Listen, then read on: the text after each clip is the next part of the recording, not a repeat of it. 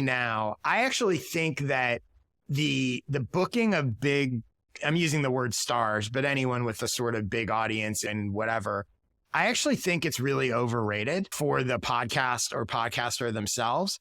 And not just because they won't necessarily share it. I think it's overrated because most of these big people have done 1 million podcasts already. And the people that are interested in them feel like they've already heard what they have to say. So, and this is not a James Clear knock. I like James Clear's great.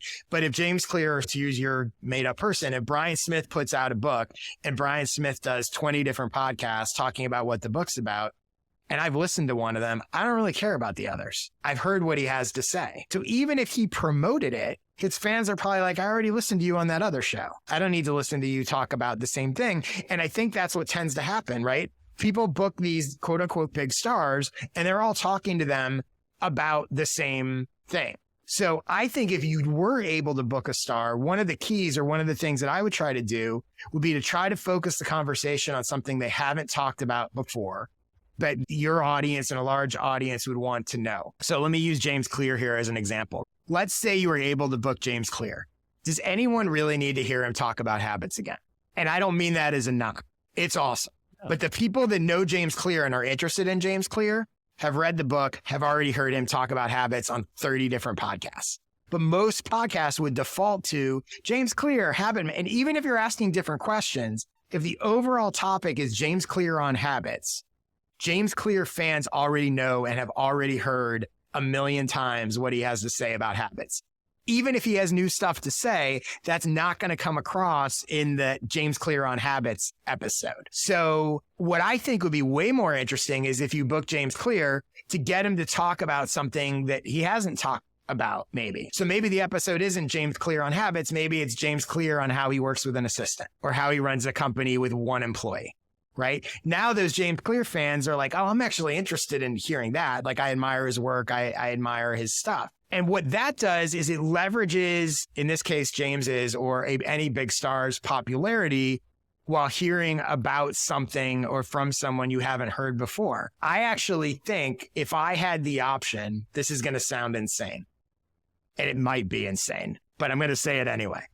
If I had the option between booking James Clear or booking James Clear's assistant or one employee, I think I'd take the assistant or the employee. Wow.